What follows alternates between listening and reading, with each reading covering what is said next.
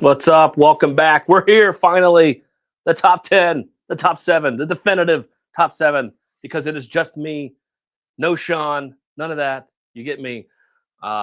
Yes, so please, right out of the way, like the video, comment your like number, and subscribe to the channel. Please, you got to subscribe if you want to win the giveaways this week, the big giveaways, kiddies. It'll be something great and wonderful. I am sure. We may give away my stack here.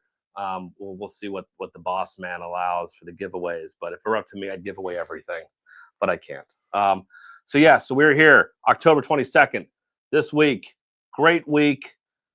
I had 7 books. They are in order here, 7 to 1, as far as what I think are the definitive books of the week that are the best of the week. Starting off, let's get right to it. Ultimate Spider-Man 22. All right, I had fun with this. Ultimate Spider-Man has been a roller coaster. It's been ups and downs. It's been good, not good. But this issue, I felt, was moving the story along in a fun way. I really like what they're doing with the Council of Mysterios and who's on that council. And I don't want to spoil the end of where this goes, but I do like that, and I like how Otto Octavius is working with Peter and Mary Jane and Ben Parker and J. Jonah Jameson. Like it just, you feel like he's helping them, but at the same point in time, I'm waiting for him to turn heel, and I really like that juxtaposition to where I'm like, all right, he's acting like he's good and he's supposed to be good, but I always in the back of my mind I'm like, all right, he's going to be a scumbag, and when is he going to turn? Because he's going to at some point. I just have that feeling. So I do like that aspect of it. And then everything with Kingpin and Black Cat. So I'm liking where the story's going, and eventually it's going to come to a head, and I can't wait for that. So I am excited for this. I really did like it this week. This was a lot of fun, and I do believe Chichetto was back on the art this week. So he was.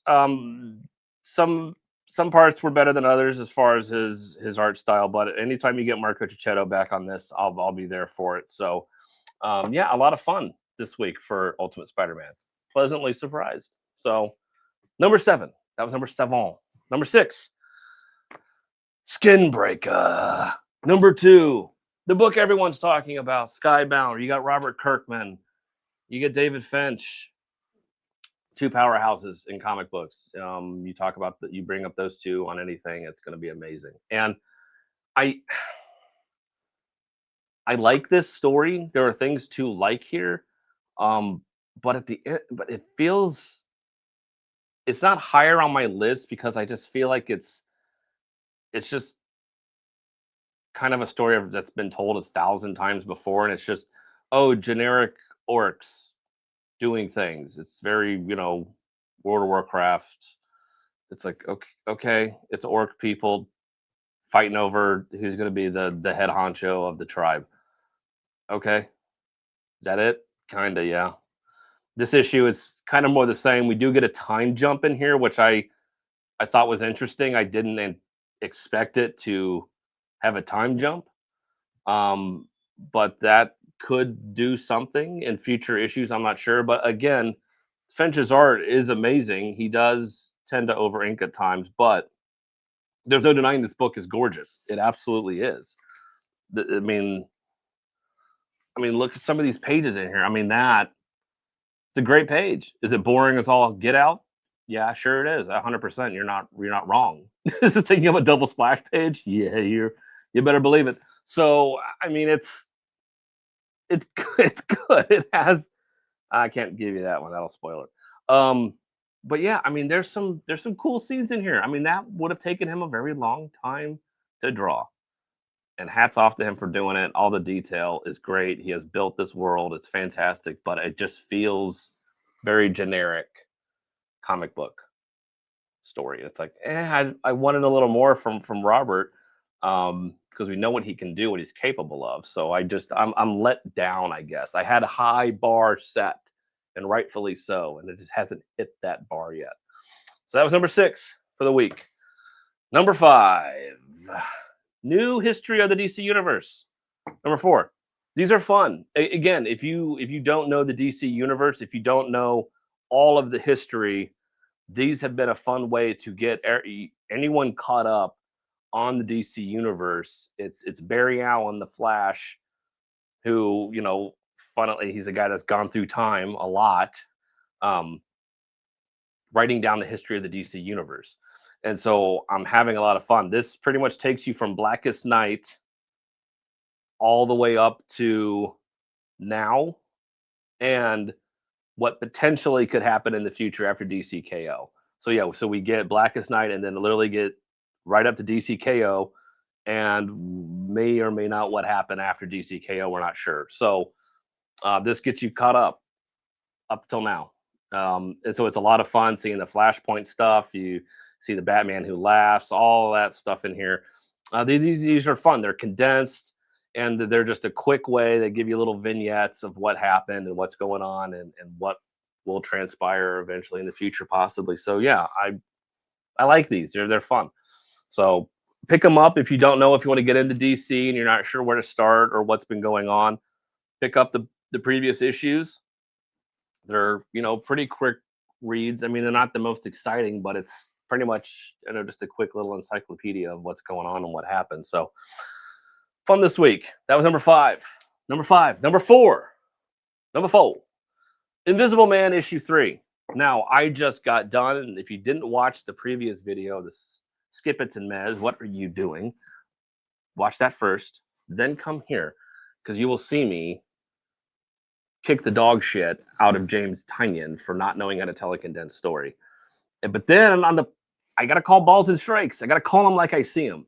I do think he's an overrated writer. However, what he's doing here with Invisible Man, I absolutely love. I love when he fits in a certain, lane of, we're only going to give you a certain number of issues to tell a story. You're not going to dictate how many issues you write.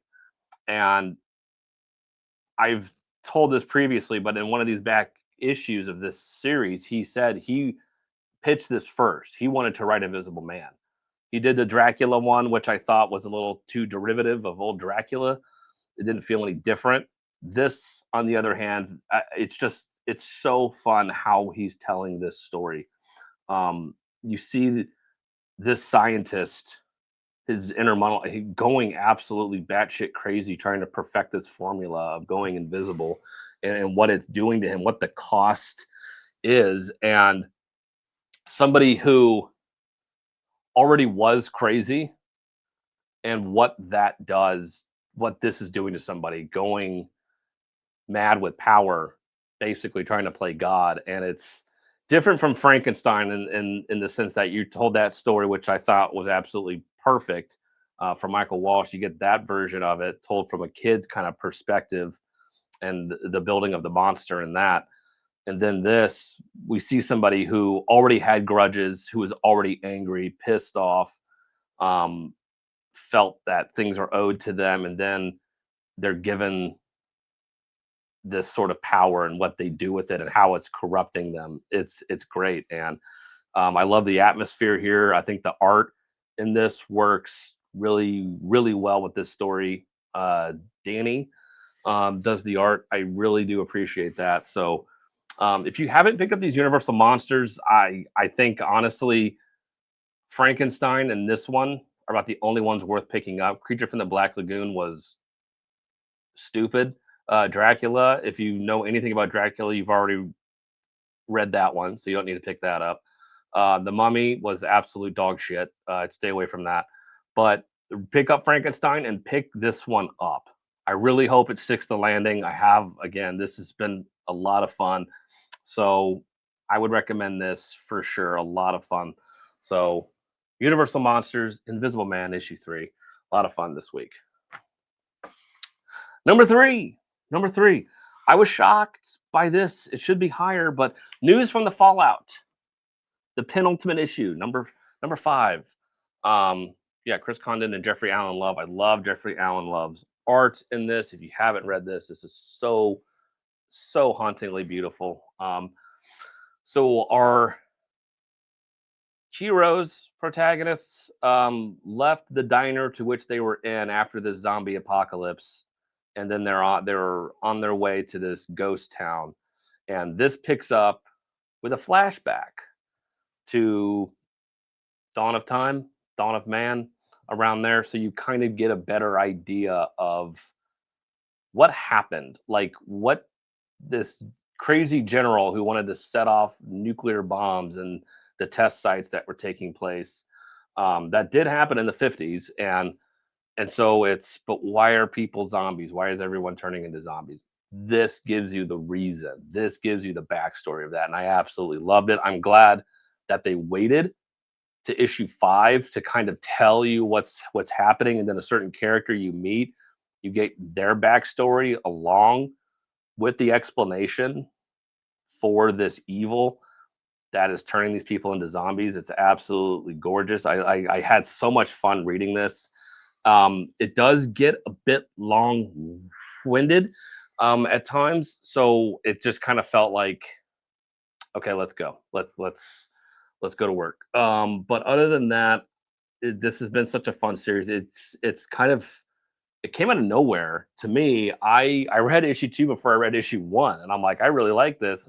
Oh, it's issue 2. I got to go back and read issue 1, and I'm glad I did. And I'm glad people are kind of starting to talk about this now, and I think they're talking more and more about it. And it's a bit of a sleeper hit. I really do love this series, and I do think it's definitely worth a read. And I'm really excited for when the last issue comes out. But I'm definitely getting the trade for this when this comes out. I love this art. This needs to be like a library format. This guy's art needs to be in as large of a format as possible. Just having everything told in silhouette is beautiful.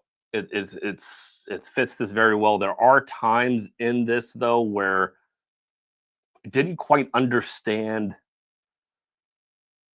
where people were at in the world to which it's in. So I was a little confused at times where I'm like, wait, is this person right here, or is that, are you trying to say they're, I don't know what they're trying to say here at times. So it felt a little confusing at times, which there's been a couple panels in about every issue to where you're just kind of like, what happened? Who is that? Okay. Um, but yeah, aside from that, gorgeous book. Highly recommend it.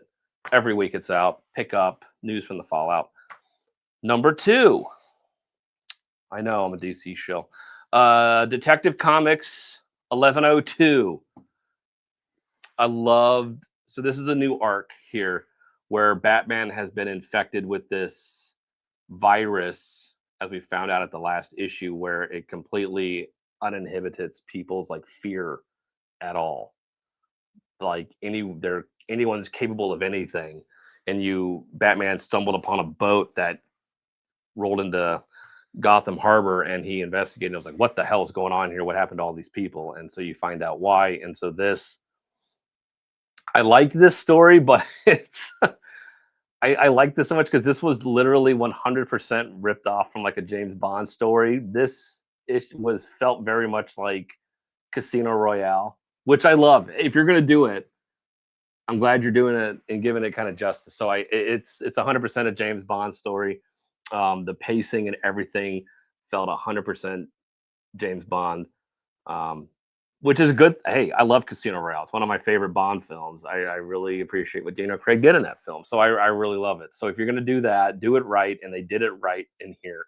So it's Batman and Bruce investigating who they think is behind this attack, who is making this drug or serum or virus. And there's, of course, there's a ticking clock with that. At some point in time, Batman is going to lose all of his inhibit. He's going to have no, it's going to basically shut down his entire system and he's going to go crazy. So I do like that ticking clock aspect to it. And then the James Bond, let me infiltrate this guy's casino and let's play cards, which it's like, okay, it sounds a lot like Casino Royale. So I had fun with that. I really am interested to see where it goes, but this is a good time to, if you haven't been reading Detective, pick up the last issue, pick up this issue. This has been a fun arc so far, so I can recommend it this week. Again, it's a lot of fun, and it just reads quick. It's a quick read.